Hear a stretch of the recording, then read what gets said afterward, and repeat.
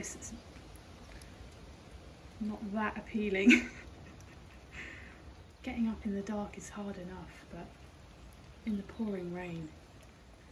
But it's the day of the group dig, and I'm committed.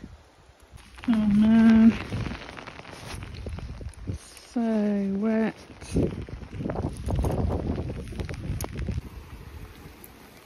Yuck. Well, I had hoped it might clear up a bit before I set off. Sadly, it wasn't to be. It's still semi-dark, and I've got layers and layers of waterproofs on because I always wear a rubbish pair over a good pair. So we'll have to just see how long we last.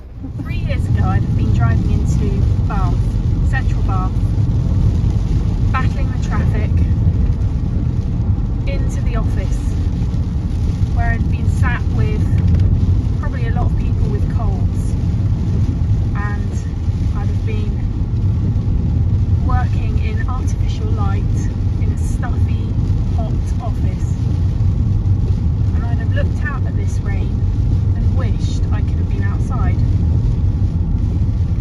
And today my dream has come true.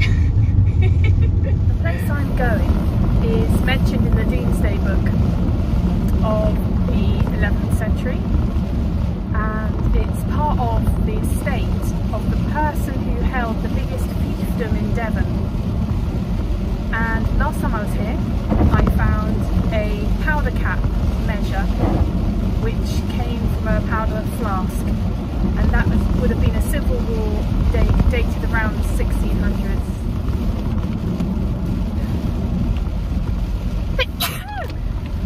Some people say when the weather is wet, the best things come up. So I should be finding some very good stuff today. Today's detecting spot is this beautiful Georgian Manor house, and in front of it what looks like a traditional ha-ha wall. It's been built in Devon slate, and what it means is that when you look out the windows of the house, you just see endless countryside.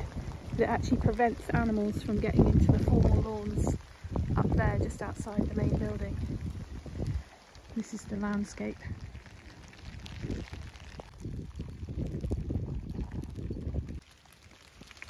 Here are the old iron railings for the estate, which would have once gone all the way around this property. Has been completely eaten up by this old tree, and the same with the next one. Big mature trees completely grown around this fence. If a tree that's 300 years old has grown around this fence, it must have been here since at least 1700s, I'd say. Just looking over there at my dear group. All of us are kind of persevering despite this dreadful weather.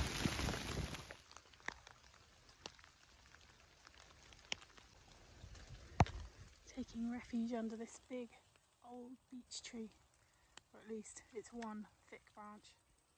Just noticing how effective that ha-ha wall is. You can't see it at all from here.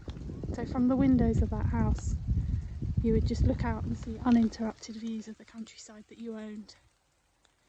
I'm starting to wonder whether, as there's so few signals, people with interesting things like money, jewellery, stayed firmly the other side of the ha-ha wall, close to the house.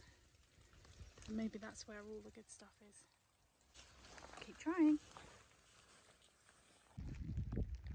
This doesn't look like a native tree to me. This looks like a kind of specimen pine, and it's surrounded by that same estate fencing. And it's overlooked by the main house. It was the time when plant hunters were sent far away to collect specimen trees so that people with money could kind of show off about how worldly wise they were and that they had something their neighbours didn't have. So I'm going to go and detect around there. You don't often see nettle tops at this time of the year.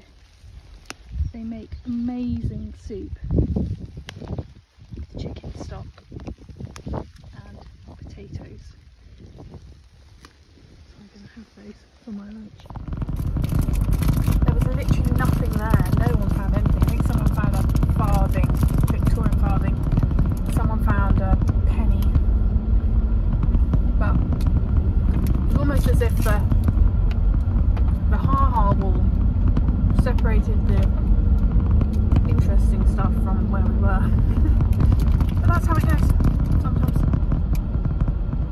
And there's always chocolate. When life gives you nettles, make nettle soup.